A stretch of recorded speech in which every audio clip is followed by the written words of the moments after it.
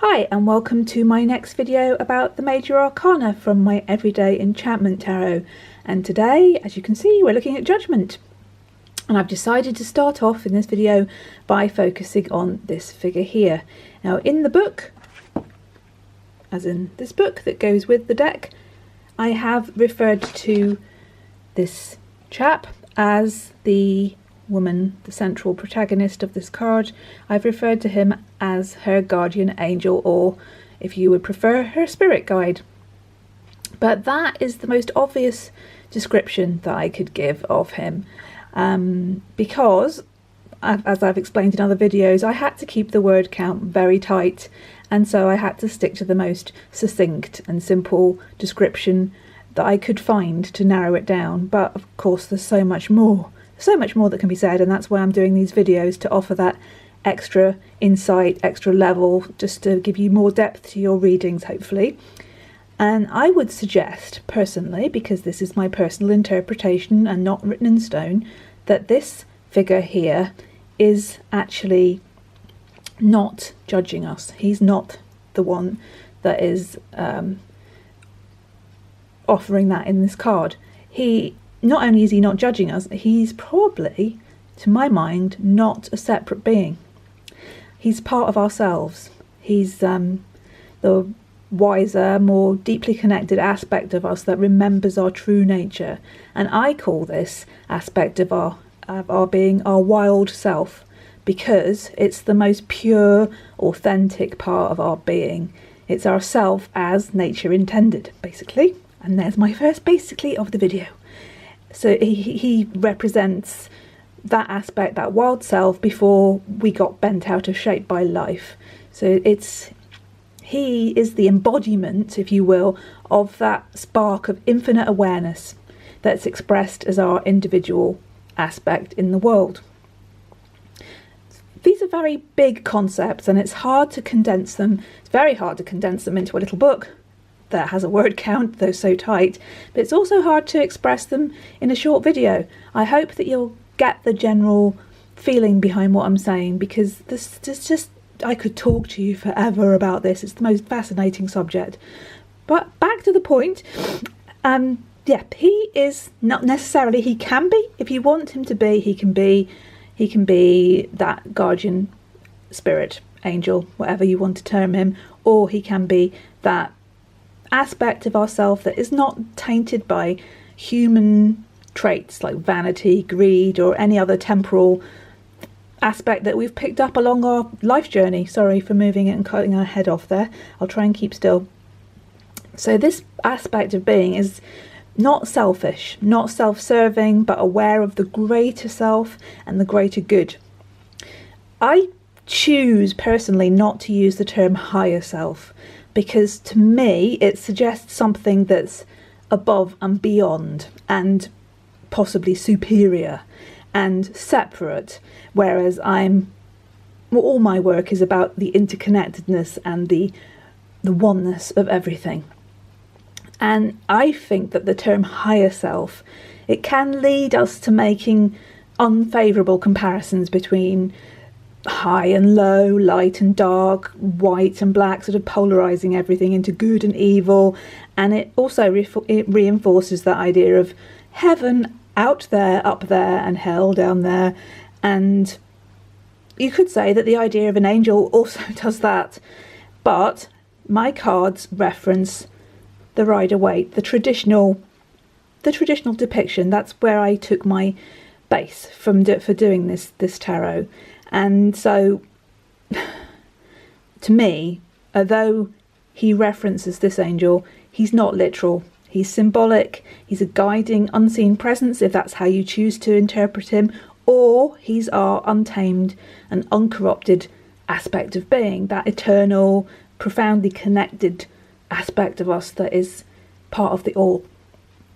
And that aspect of being is providing... Sorry, I'm moving. I really don't mean to. Yeah, this aspect is providing a wake-up call.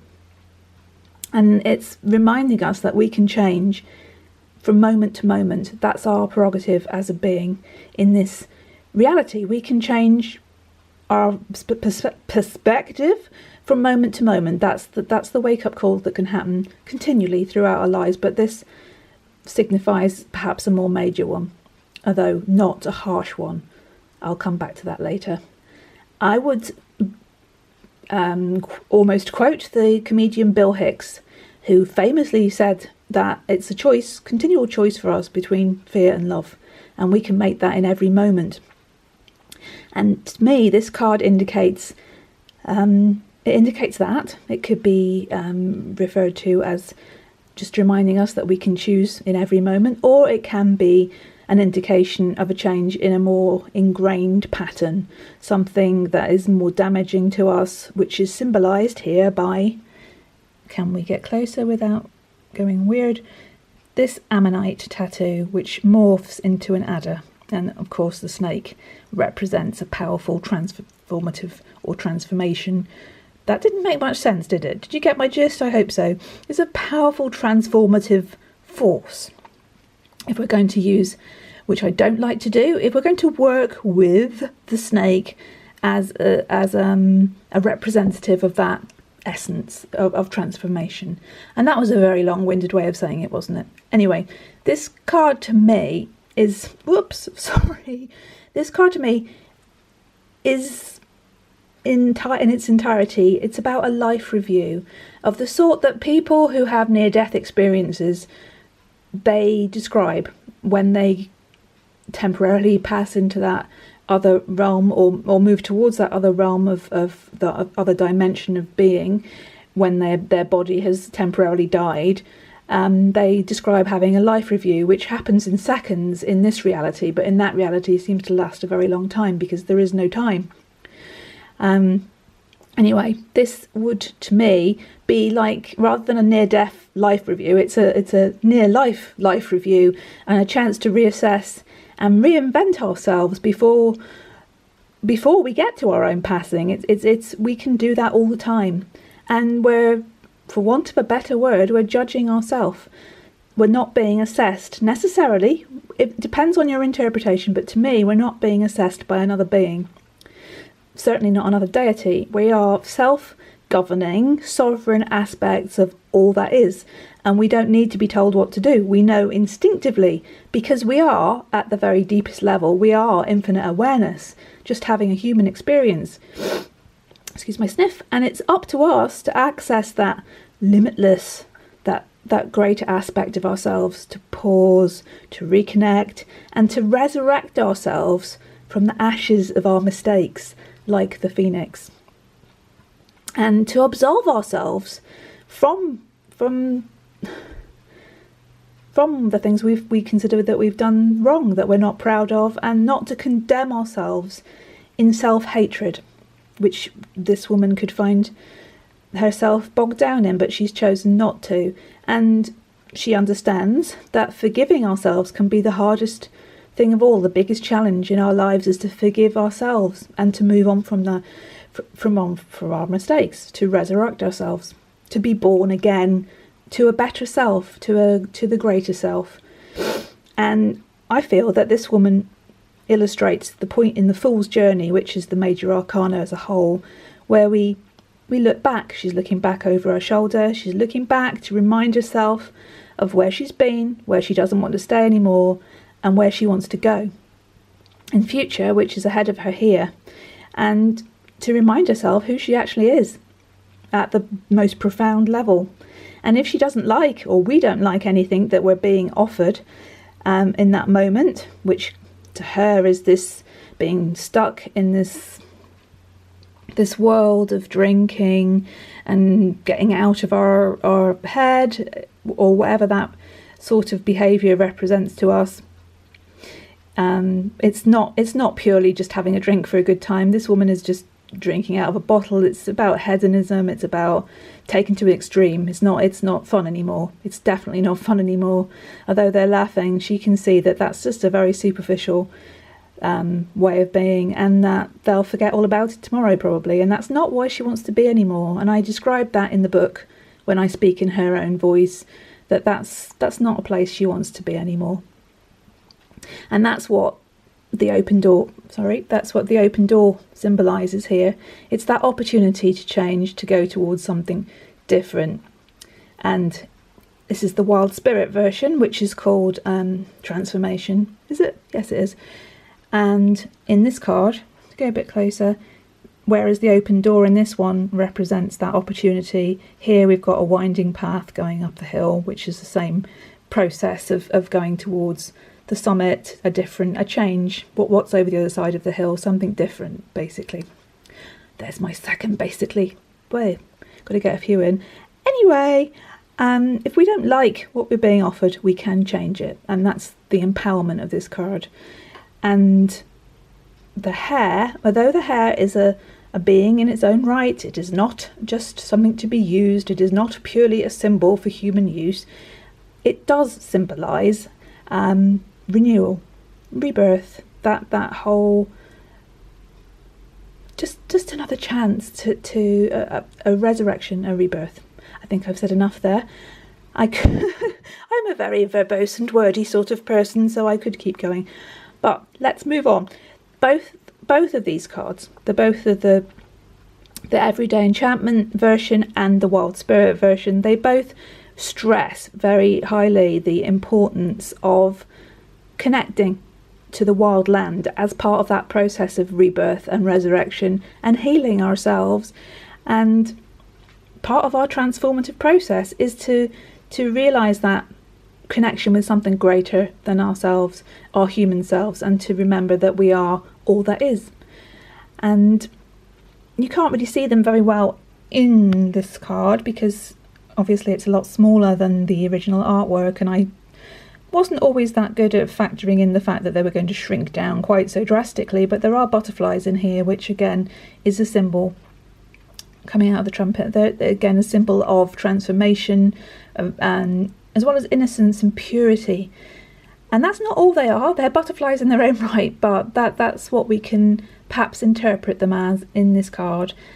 And that's important, that innocence and purity, because amidst this sordid, tacky, depressing, destructive aspect of where they're stuck and where she's been stuck too, there's a reminder of something sweet and fresh and wholesome and uplifting that is a world away from this reality that these people have created. And they're not ready to move on, and there's no judgment to them. We're not judging other people, we're judging ourselves in a gentle way. And I would say that it is a gentle way because this trumpeter is not doing a harsh, ear-splitting blast. And the fantasy aspect of this card is that what comes out of the trumpet is that reminder of the wild land, of nature and our part in it. It's not a brutal smack round the face. It's a gentle wake-up call that we can choose to heed or ignore. It's not set in stone, like the ammonite isn't set in stone, even though it's a fossil. It's morphing into something else. And we can choose in this version. We can choose to take off those heavy boots that were holding us down. That we can shed our skin like a snake. We can choose to walk away from what holds us back, shed our load, and change our perspective, and in doing so change our reality. That's how we do it, how we respond to what is there. And what am I going to say next? Yeah, it's a card really very much about personal responsibility, because it's up to us, nobody else, how we see the world and how we respond to it in every moment. It's very much about keeping us in the moment as well. Are we going to shut this door and put back on our boots and turn back to this? And there's no judgment in that. You know, maybe now isn't the right time to walk through the door, to walk up the hill. It's an opportunity to do so if we want to, and that's important to understand. It's, you know, if we don't take up this opportunity now, then, you know, there's no condemnation. It's about stopping that internal criticism and beating ourselves up and feeling, you know, unworthy because we haven't been able to do it now. But it you know, this will keep coming up for us again if we're not ready yet. It's up to us. And that journey starts with a single step, you know, just towards that door. And maybe that's all she's ready to take at the moment, you know. She can see that there's a more fulfilling way of being, a more sustaining way of being, and she can choose to take it or not. She can remain crippled by her addiction, she can keep hobbling on with these heavy boots on, or she can move forward. That's entirely up to her. It's a very gentle card, I think. It's not brutal in any way. You know, it's certainly about loving ourselves and nurturing ourselves and being our best self, as so many of these cards are about. Ultimately, at the root of them, they're about just being the best version of ourselves we can be. And just one more thing before I close here. The people here, again, are naked, and that again symbolises the real purity of this card, the real freshness, the absolute going back to our most deeply connected, essential, wild self that is free of all those things that we've carried, that we've allowed to twist us, that we've allowed to rule us, and to say, you know, here I am, I can move on from this, it's entirely up to me, I just need to make that first step, take the boots off. And as you can see from some of these poses here, and the person in the Wild Spirit card, they echo that embracing of whatever comes next, which has got to be better than where we've been. And that autonomy, that, you know, we're the ones that can get ourselves there. We're not looking for outside help. Although, you know, that there's nothing wrong with that. This card says we can do it because we are infinite awareness, and we have that power within us to do whatever we want to. It's just a matter of choice. Again, Bill Hicks, between fear and love. And I think I've said quite enough, and probably wobbled the camera around quite enough for this video. Just before I go, I'll just give you a more close-up view of her, because her face is very important. She's wearing pink dress, which is again symbolic of that fresh, pure innocence, and she's looking at us directly in the eye and saying, you know, if I choose to do this, you can choose to do this too, but it's up to us. Is this the right moment? Do we want to seize it, or do we want to perhaps reconsider for a while and then come back to this? There is no judgment except for the one that we pass on ourselves, and when we do that, we should do it in a loving way and not be hard on ourselves. And that is the card Judgment. I would love to make more and more videos about just the one card, but I think perhaps I've said enough for now, because it's 18 minutes in and I could just keep going, couldn't I? Please join me for my next video about the Everyday Enchantment Major Arcana, and I would love to know which cards you'd like to see next. I'm choosing them purely on what speaks to me at the time, but I'm also really happy to work on one that is speaking to you at the time, so please do feel free to comment and say which one you'd like to see next.